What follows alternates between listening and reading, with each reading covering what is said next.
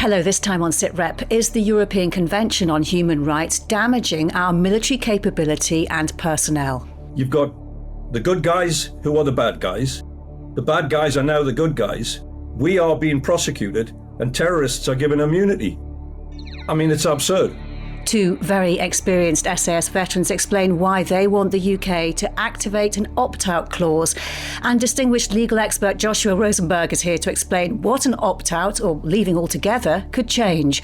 Also on Sitrep, the secretive US military base on Diego Garcia is preserved in the deal to hand back islands from the UK to Mauritius. Mike will explain why Diego Garcia is so important. And the bloodiest battle of the Italian campaign in World War II, retold through the eyes of those who fought it. The onus on the infantry, especially having to slog their way up mountains, is even greater, which means the casualties are greater, which means the awfulness of the campaign makes their experience even worse. Sitrep with Kate Chabot and Professor Michael Clarke. So, our armed forces fight and put their lives on the line to protect the rule of international law and ordinary people's human rights. But, Mike, isn't it true that those laws and rights can be uncomfortable bedfellows with military actions? Yes, they can these days. I mean, the laws of war were worked out in the late 19th century and then the early 20th century. They'd existed for a long time before that, of course, but they were written down and codified, and we all know about the Geneva Conventions. And that corpus of law was state-on-state law. It was the law of what can happen in an armed conflict, and most of it was about the treatment of soldiers against other soldiers or prisoners of war and so on. But since 1945, but certainly in the last 20 or 30 years, international law has become much more impacted by the growth of humanitarian law and laws about individuals. And so it's almost as if international law is struggling a little bit to accommodate the desire to make law more applicable to what happens to individuals. And in armed conflict, of course, that comes into a real contradiction. So yes, international law is really struggling to adapt its kind of 19th century principles to 21st century realities. And it is specifically the effects of the European Convention on Human Rights that have been put in the spotlight right now. And there are two distinct issues being very publicly debated. One is so-called lawfare and the potential legal risks to service personnel. The other is about whether the Convention unnecessarily limits what military actions can be taken. Well, we're not legal experts, and that's why we're very happy to have Joshua Rozenberg with us, Britain's longest-serving legal commentator. He was legal correspondent at the BBC for 15 years, followed by 7 at the Daily Telegraph. Joshua, great to have you on Sitrep again. Thank you for joining us. My pleasure. We'll get into the specific issues in a bit, but can you just set out in simple terms what the European Convention on Human Rights is and how big a part it plays in the legal framework that military commanders have to consider? The European Convention on Human Rights is a treaty which was drafted by the United Kingdom along with several other European countries shortly after the Second World War. It was an international agreement between states until the Human Rights Act was passed in 1998, came into force in 2000, and that enabled people to enforce their rights in the courts of the United Kingdom instead of having to go to the European Court in Strasbourg in France. But I don't think that it has such a great impact on the military as some people may think, because I think international humanitarian law, the law of armed conflict, what we used to call the law of war, is much more significant. That certainly needs to be developed to deal with changing circumstances, but I don't think that the Human Rights Act and the Human Rights Convention has made such a huge difference to these basic principles. Well, let's first look at the question of what it means for individual troops and possible legal action against them. 3 experienced veterans of the SAS wrote to the Times this week, calling for the UK to activate Article 15 of the Convention, allowing an opt-out from the right to life section, Article 2, in times of war and public emergency. I've been speaking to 2 of the signatories, Aldwyn White, who was commanding officer of 22 SAS from 1992 to 1994, and George Sim, who was regimental sergeant major at the same time. George told me that they went public because they feel 2 private letters they'd sent to the chain of command had been ignored. What has been this sort of insidious progression of ever more stringent interpretations. That's a key word. It's an active word in this. So you get the law as it's written, and then you get the interpretations where it gets very, very tricky. Of course, I've been involved in a number of the incidents, and of course with our guys who are, they've been in legal actions since I left in 99. So some 25 years, and they're ongoing now.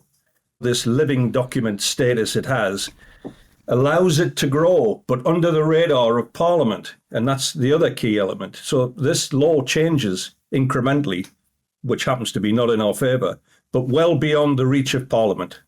And that's the bit that's missing. And Aldwyn, your letter talks of there being no fair legal framework for counter-terrorist operations. Can you just explain what you mean by that?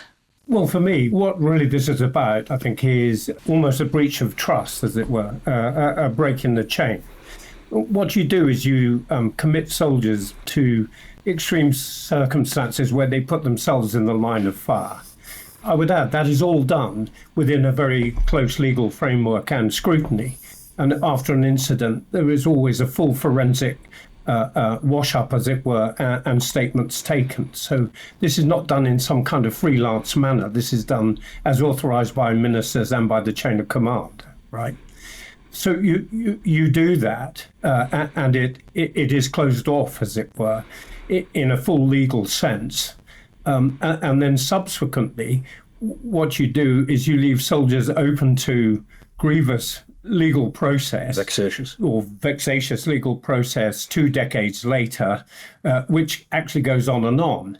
And the point about it is, it's a process. Few of these actually reach final, as it were, conclusion, but the employer, as it were, the government, gives funds to lawyers to take out cases against the soldiers that work for the government. And I can't work out of any other employer that would take that line of action. Yes, George, just talking to you and looking at you, I can sense the simmering anger there below the surface. How do you believe the European Convention on Human Rights is affecting military operations right now, and particularly those who came after you in the SAS? Well, what it does, it's the psychology. It's like top sportsmen. What we do, what the army does as a whole, and there's a term called determining. If a force is determined, it generally prevails, notwithstanding the numbers and equipment and all the rest of it. So that determined piece is in here.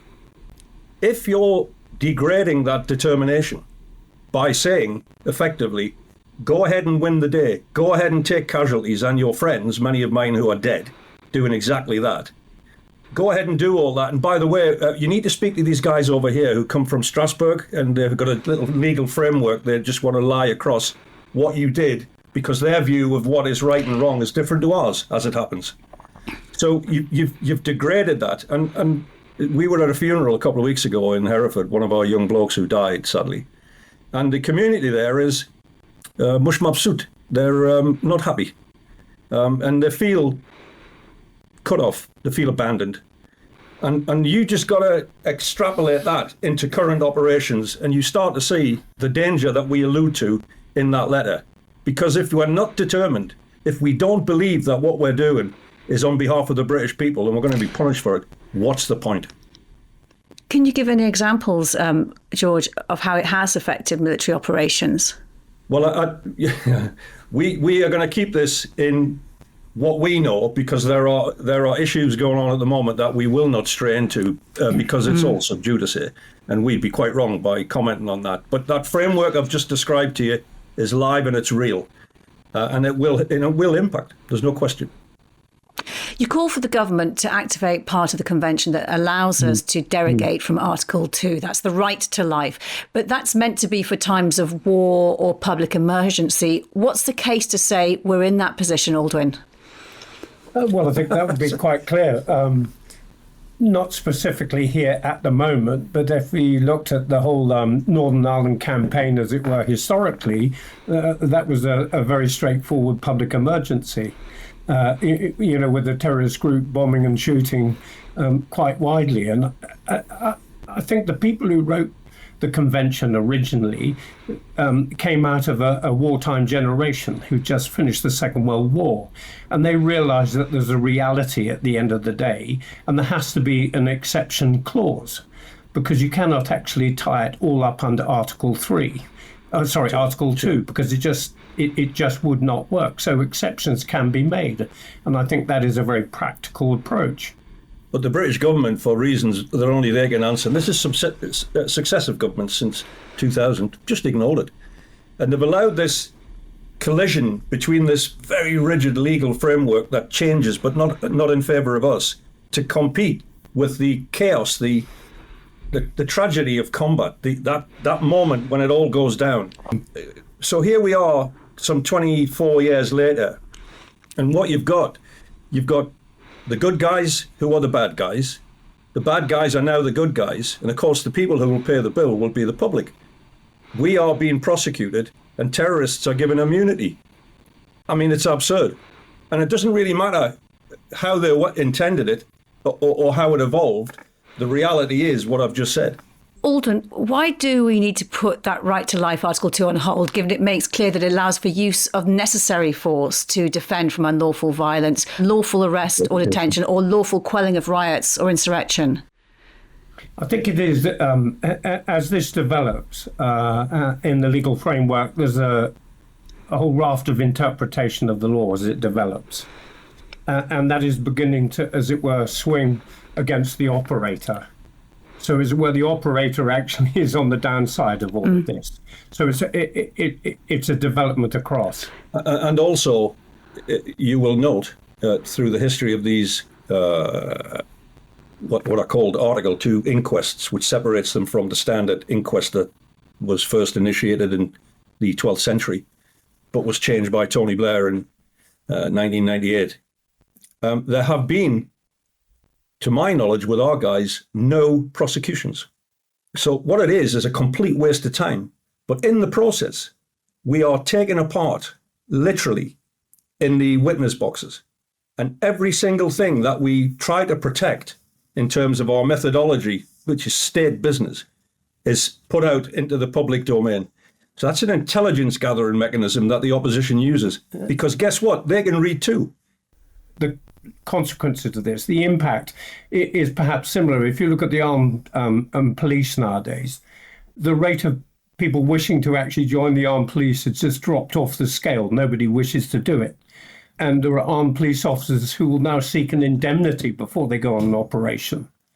So it is impacting. So if you do remove this option, as it were, and okay, it's a sort of rather extreme option, but within the counter-terrorist sort of approach, you've actually got to have that final sanction, let alone as a deterrence. If you remove that, you leave yourself wide open to terrorist groups. And George, what do you say to people who hear your case and believe you are, they may say that you're arguing that the SAS and its troops are above the law? Well, I'd like them to point to any instance where that was true. Everybody's entitled to their opinion. But I can tell you, after 30 years service, 25 of which was in the SAS, I went through numerous cases, and it's a feature of what we do. We know we will have scenes of crimes, we will have CID investigations, we'll attend inquests, we'll go through the whole gamut. The key thing, and we're not scared of being judged at all, but what we demand, what I think is fair and reasonable, is that we're judged by our own tribes, our own culture, our own elected government. Because right now, we're not. There's another point to this, that every single operation itself gets authorised at a ministerial level in principle and gets approved by the chain of command and gets oversight from, as it were, the theatre commanders, etc., etc. They're conducted right from start to finish within the framework of the law. There's legal advice to it, and post-incident, there's a full forensic, scenes of crime, basically. Post-operationally. So there's absolutely no way we work freelance in some sort of fantasy that other people might have, yeah? Listen, gentlemen, it's been so good talking to you and really appreciate you talking about this issue. I know it's very important to members of our audience. Thank you so much for your time. Thank you. Thank you. Thanks. Joshua, talking to George and Aldwin, it felt like they were setting out a pretty clear case for their argument. How did it sound to your legal mind?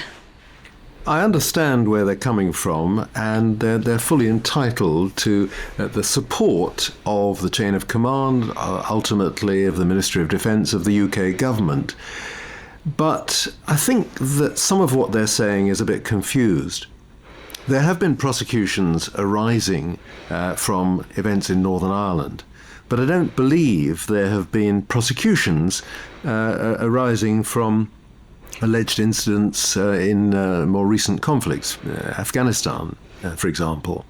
But that is the subject of a public inquiry commissioned by the Ministry of Defence, conducted by a serving appeal judge, Sir Charles Haddon-Cave, into allegations of unlawful killings, in other words, murder. I don't think that any of your viewers and listeners, and certainly not the people we've been hearing from just now, would condone murder. They would say that they are acting according to the rules of engagement and they're behaving perfectly properly. And if so, they have nothing to fear, either from military justice or from civilian justice in the UK, and certainly not from the European Court of Human Rights, which simply can rule on whether people have been deprived of their rights, but certainly can't bring criminal prosecutions. And Joshua, just on that point, activating that Article 15 opt-out now, if so, how much difference do you think it would make to the legal decision-making our forces have to make? The point is, it cannot possibly be activated. First of all, it applies only in time of war or other public emergency threatening the life of the nation. Now, the UK said that applied in Northern Ireland during the Troubles, but nobody would say that the life of the United Kingdom is currently under threat from any military operation whatsoever. Secondly, one can derogate, which means you don't have to follow the convention only to the extent strictly required by the exigencies of the situation. In other words, you can't go any further than you need to. And thirdly, you must comply with your obligations under international law, and international law includes international humanitarian law, the law of armed conflict. And finally, you're not allowed to derogate from Article 2 except in respect of deaths arising from lawful acts of war. And nobody is saying that troops can't conduct lawful acts of war. The only way in which they would get into any difficulties is if they behave unlawfully. Mike, there is at the very least a perception problem facing special forces. Their work needs to be conducted in secret, and that almost inevitably leads to suspicions, even when ministers and officials say no wrongdoing has been found. How much of a framework is there for scrutiny of their work behind closed doors? Very little.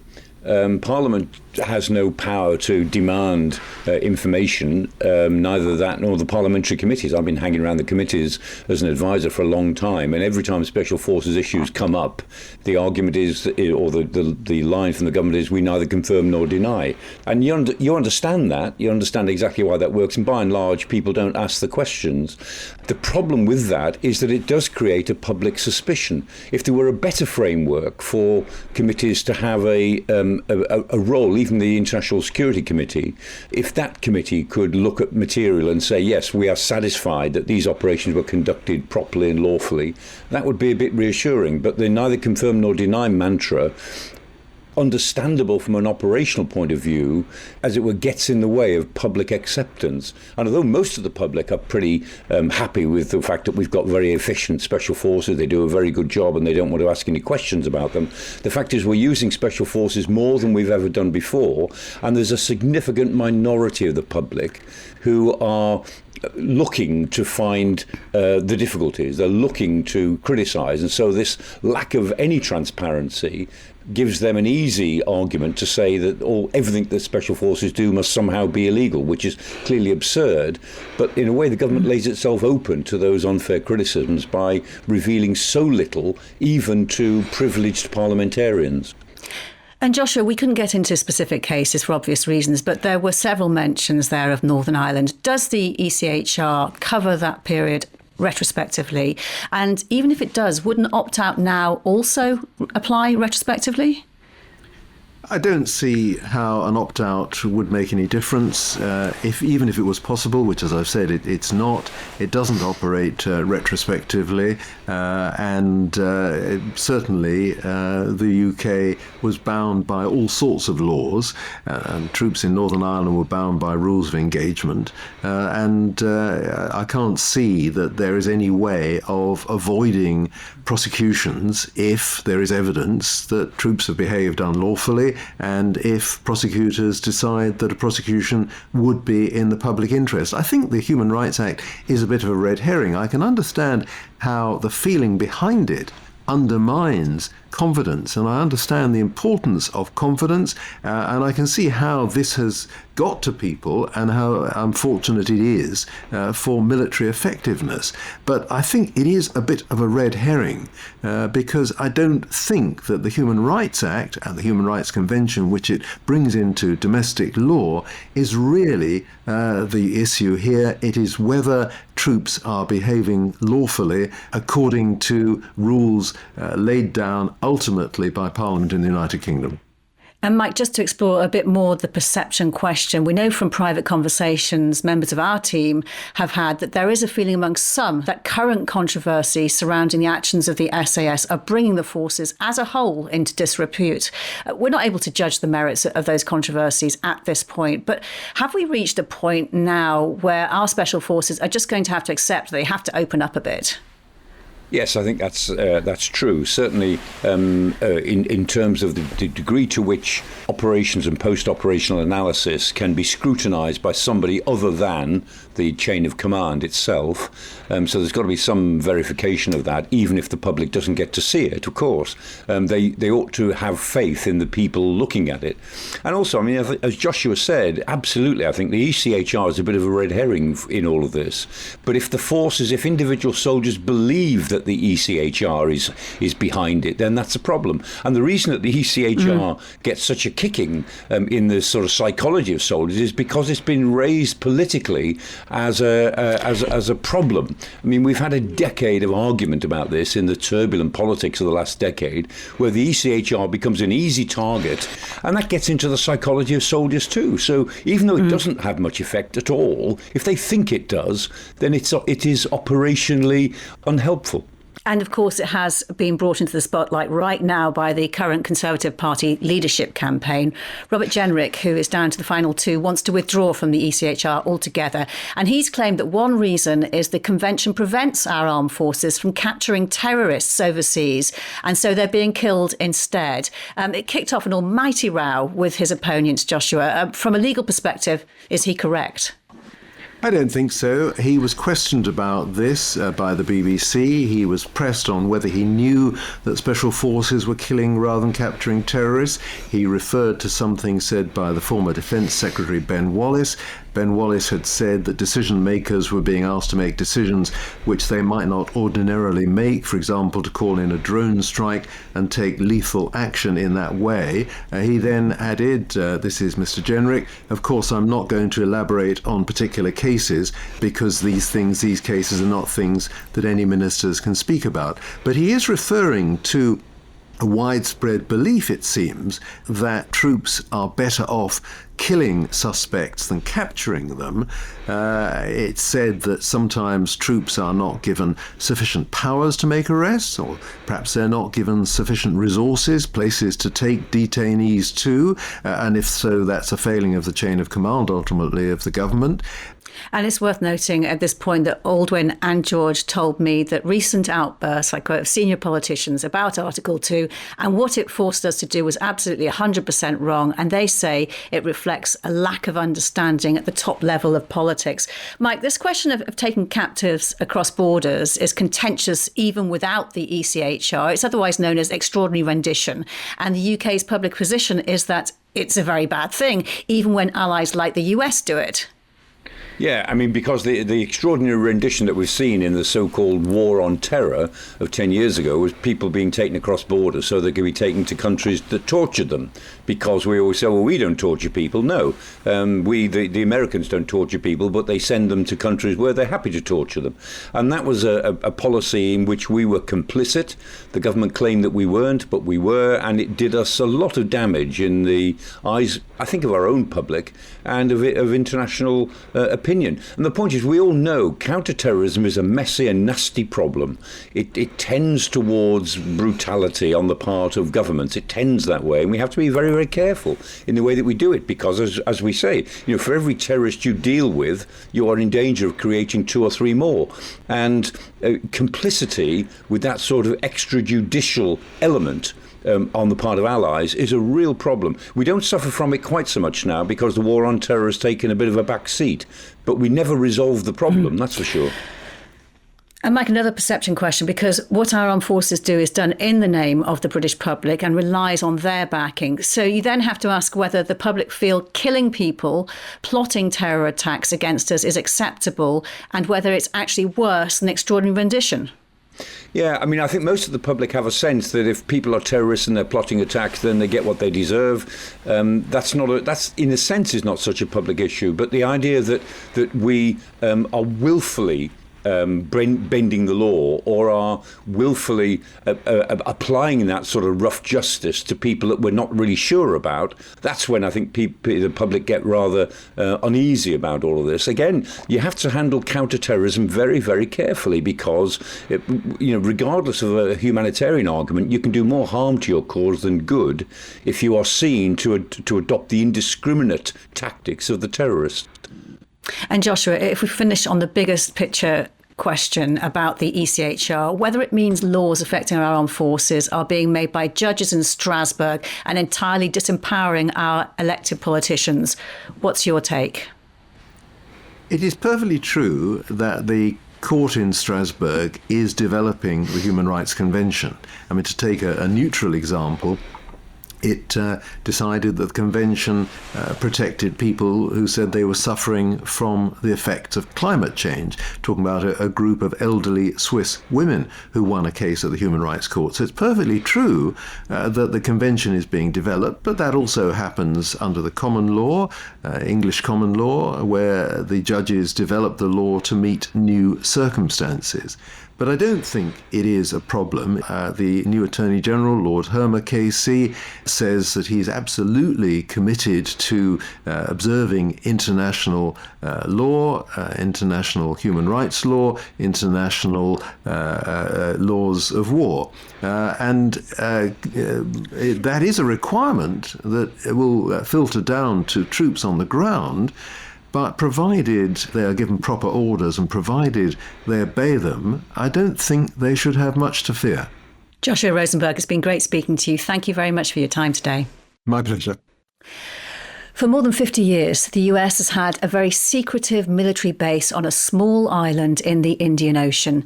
Diego Garcia was leased to Washington in the 1970s by the UK, which had purchased the island and others nearby when it granted Mauritius independence. But 5 years ago, the UN's International Court of Justice ruled that the islands should be handed back. The UK resisted, but now a deal has been done, whereby Mauritius gets sovereignty over the Chagos Islands, but allows the UK to exercise that sovereignty on its behalf on Diego Garcia, meaning the American lease and base can stay. Mike, there's only about 10 square miles of dry land that they've fought very hard to keep control of. It's obviously very important to America. Yeah, 10 square miles in the middle of the Indian Ocean is really important because it's an air base. It is a jumping off point in the Indian Ocean. It's been used for years. American B-52s were regularly in and out of Diego Garcia for operations over Afghanistan, anywhere in the Middle East. And it's even more important now because of the competition that China is posing, not just in the Pacific, but increasingly in the Indian Ocean. So as the Indian Ocean becomes ever more sensitive militarily between the Western countries countries and China, between China and India, this little 10 square mile territory is a little jewel set in a silver sea, as they used to say of the United Kingdom. And it really matters to the United States and certainly to us as well that that little jewel is maintained. Well, I said that the base, Naval Support Facility Diego Garcia, is very secretive. Almost nobody, except people working for the US military and a handful of British personnel, have been on the island in the last half century. But Sitrep editor James Hurst has been digging through what is in the public domain about operations there. Hi, James. What's it for then? As Mike says, jumping off point in the region. It's been described as America's Malta because of its location, also used as an unsinkable aircraft carrier. So certainly conventionally, it is that air and naval power. I mean, airstrikes were launched from Diego Garcia in the 1990 Gulf War, at the start of the Afghanistan and Iraq wars. And just to give you a flavour of how capable that air bases seemed to be, it was designated as an emergency landing base for the space shuttle during the time that program was active, never actually used. So you've got a detachment from the US Air Force, 36th Wing there, Space Operations Command detachments there as well. We'll come to that in a moment. And then sort of in naval terms, it's largely used for sort of maritime logistics. Several ships are based there from a maritime logistics squadron. I mean, again, that was used to deliver kit to Saudi Arabia in the Gulf War. I think what makes it so secretive is some of the high-tech applications, and these are the ones we know about. There are a lot of antennae there. The CIA's own public fact book says it is home to one of just 4 ground antennas used around the world to communicate with and control GPS satellites. There's also shortwave radio antenna. They are used for US military communications right around the globe, and also to communicate with planes in the air. The most interesting one that you can see talked about is the US has hydroacoustic data sensors there. So basically listening devices, listening for sounds that can travel hundreds, thousands of miles through the water. And they're listening for evidence of nuclear explosions, so weapons tests. This is a hub described as being to support US and allied military operations. You've got about 400 US military personnel there, supported by another 2,000 or so civilians, either defence officials or contractors. Absolutely fascinating. Mike, given what James has told us about what's done there, how important is this location? Is there really nowhere else the US could have replicated this facility? Well, not when in such a geographically sensitive area. You could replicate it from a land base, say in the Gulf, Al Udeid, the base in Doha, and so on. But you can't really get to that sweet spot in the Indian Ocean, which allows you to go north, south, or east with ease. And as James said, a lot of the work that it apparently does on undersea surveillance is really important, because everyone is looking out for submarines.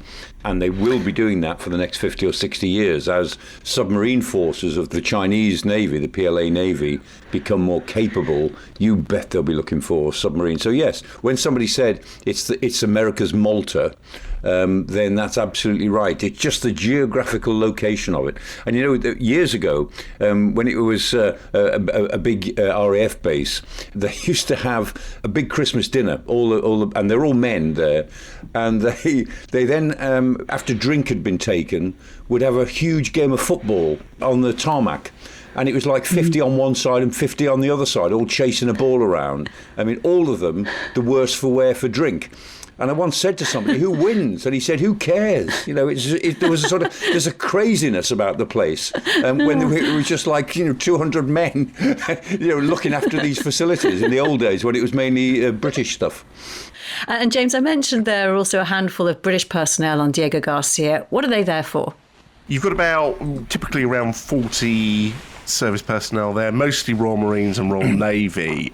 The UK is effectively the landlord, and the kind of roles that we're told our troops do there are, you could describe them as facilities, support and management, but it does go a bit deeper. And rather than me explaining that, despite the difficulty of access to Diego Garcia, BFBS Forces News did actually manage to visit British personnel there in, I think it was 2016, and they actually outlined the job for us. Many of my team, not all, but I should say about 2/3, have a civil function as well as a military function. And roughly speaking, these break down into constabulary with the ROPOs, the Royal Overseas Police Officers, and the customs. The first time I've ever done an actual bag search, I found a spear gun in someone's luggage. It's really about being seen, being around, so people can see that not only we're policemen, but we're also there for them to ask us questions about the island's run, where can they go fishing, where can't they go fishing. Is there a lot of crime here? No, crime is low, but we put that down to proactive policing. It's pretty laid back, to be honest, but we're busy, as well as the customs piece on the island with the flights and the shipping. We also deal with illegal fishermen that come onto the island, so we have to look after the detainment of those as well. Every yacht which comes even within the anchorages 100 miles north of here, if we possibly can, they will be boarded by one of our team as a customs official. So when you hear that they are monitoring and meeting vessels up to 100 miles away, this is more than just keeping the lights on and the driveway swept. And, the UK has its own military interest and benefit in what the US is doing in Diego Garcia. I know this is sort of, historic, but Kate, when you spoke to Professor Neil Greenberg a few months ago for the moment that made me, I mean, he mentioned when he was serving on a Royal Navy submarine, one of the places they stopped, Diego Garcia. Yep. Indeed. And Mike, despite the US base remaining, this deal has still proved controversial. A big point raised by opponents is Mauritius's ties with China, which you mentioned, certainly in terms of investment. The Foreign Secretary says this deal allows robust security arrangements, including preventing foreign armed forces from accessing or establishing themselves on the outer islands. Does that allay those China concerns? Well, we don't know the details yet, so we'll see when we get the details. But I have to say, I don't think there was much alternative. I mean, the Conservative government was working on this treaty, and the Labour government has carried it through. There's continuity here, because we were on the wrong side of international law at the United Nations on this one. I don't think it'll do that much harm in reality. To be honest, Kate, if the Chinese wanted to put some important military facilities in Mauritius, my goodness, we could have a good look at them, couldn't we? From what we've got there, we'd have a really handy way of checking out everything that the Chinese do. So if you were Beijing, would you put anything sensitive right next to Diego Garcia? I don't think so. And so I think there's a lot of artificial fear about this. And the deal, as outlined, looks pretty good. When we see the final wording of it, we might take a slightly different view, but I doubt it, to be honest. Yeah, I mean, just to pick up on that and sort of put some meat on the bones, this has to come down to a treaty. So it's a deal in principle that has been agreed. Some of the details being worked on to finalise that treaty are still confidential. And then MPs get a say, so they still have to sign it off. It is a little bit watch this space, but it looks like the hardest work of agreement has been done. All right, James, thank you very much for that. Finally this week, a fresh telling of the Battle of Monte Cassino 80 years ago. It was a pivotal but also incredibly bloody point of the Allies' World War II campaign in Italy. Taking the hilltop site finally offered a route to capturing Rome, but it came at the cost of more than 50,000 Allied casualties across 4 assaults. The historian James Holland has used the diaries of those who fought the battle on both sides to tell the story of the campaign through their eyes in his new book, Cassino 44. Well, the whole campaign actually goes back to September 1943, and the Allies invade following their very successful assault of the island of Sicily. And there's very good reasons for going into Italy. Firstly, to make sure that Italy once and for all does get out of the war. Secondly, to draw in German troops away from the Eastern Front and the Western Front.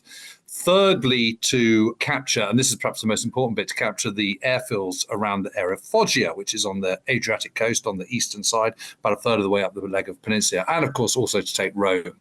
And you described the fighting in graphic detail. As I said at the beginning, it's the stuff of nightmares. I mean, I'm wondering, going through that, why you decided it was necessary to put in those details. Well, one of the ways I was going about it, I always have a very sort of defined cast set of characters to kind of use as the kind of experience, the human experience of war, so that the reader gets to know these characters. And actually, you get to know them very, very well because all of them are drawn from contemporary sources. So they're kind of, letters and diaries and so on. And the best diaries and the best letters, you really get to know these characters incredibly well. You understand their likes, their dislikes, their irritations, the things they find funny, the things that upset them, their anxieties. And so you get to know them, and inevitably you like some more than others.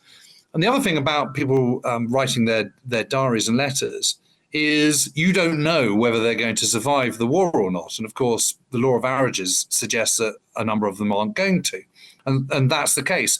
And when you're reading a diary and suddenly it stops, and then you look under the folder, the buff envelope, and you see the kind of the telegram that's come through, and you realize that such and such has been blown to smithereens, it is profoundly upsetting. And I suppose the reason for putting in the violence is because you want people to relate to these people, but you also want them to relate to the extraordinary circumstances in which they find themselves. This is a 75% conscript armies by this stage of the war. And you want them to seem like ordinary, everyday people so that you, reading it, can relate to them, and then you can better relate to their experiences. And there's no point hiding behind this stuff. And there's certainly no point hiding behind this stuff when you consider that there's other conflicts going on on our doorstep at the moment, which are in scale not very dissimilar to the Second World War. From the sources that you took, what was it actually like getting access to read the accounts by German soldiers involved in this campaign? Well, it's absolutely fascinating because, again, you can see them as human beings with the same kind of concerns and worries and anxieties as Allied troops or indeed Italian civilians. There's one chap I followed in great length whose diary is just absolutely devastating, called Jörg Zellner, who's a battalion commander in an infantry division. And his diary is just full of longing and regret and despair of the higher authorities and anxiety about his wife and daughter back in Regensburg and what the fate of Germany is going to be and the absurdity of war.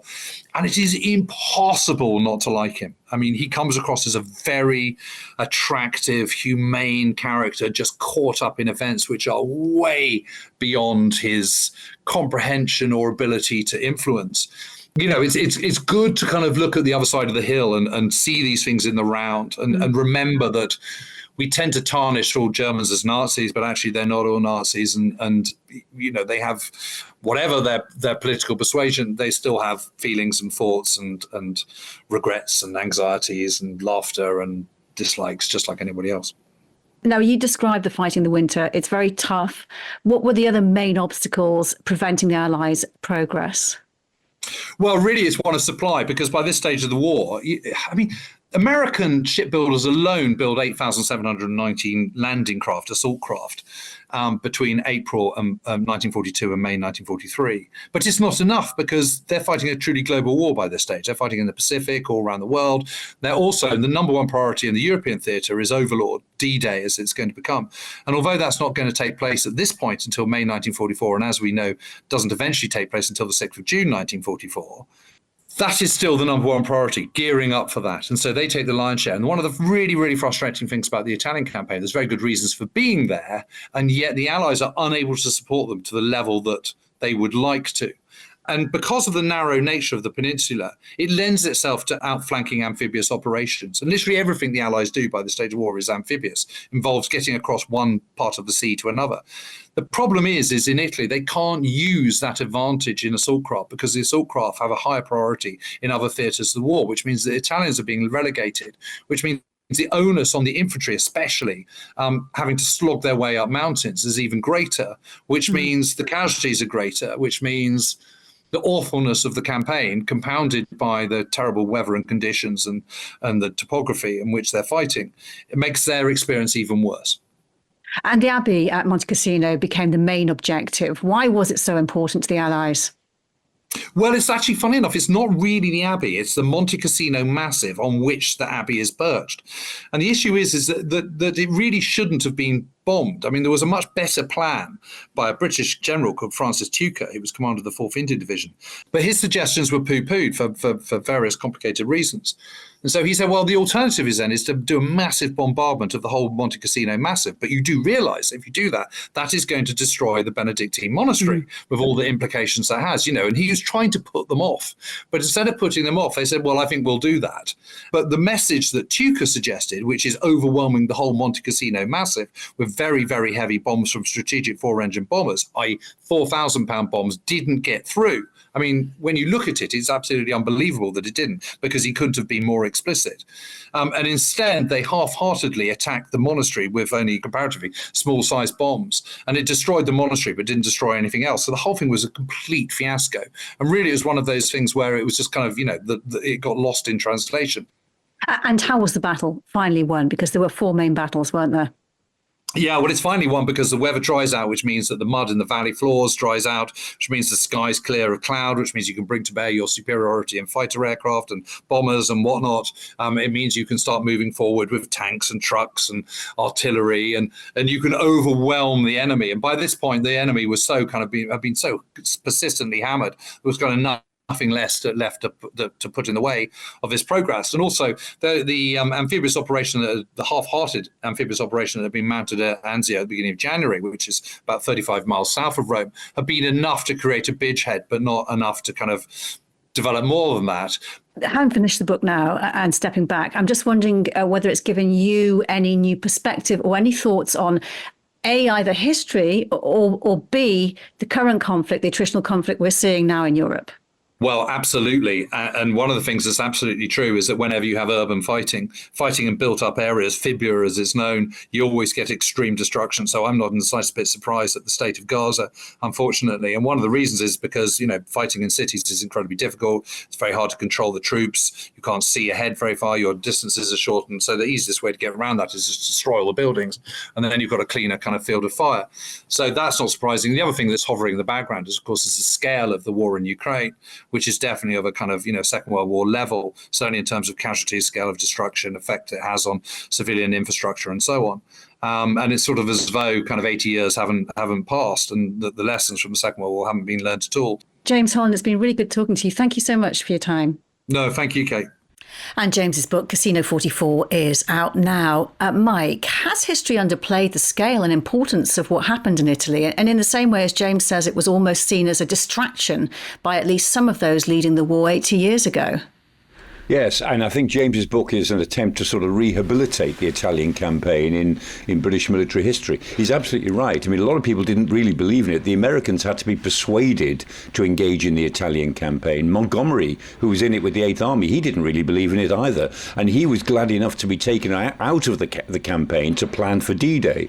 And as James said, it was all regarded as a distraction because what the chiefs were really focused on was the invasion of Europe and the liberation of Europe from the northwest.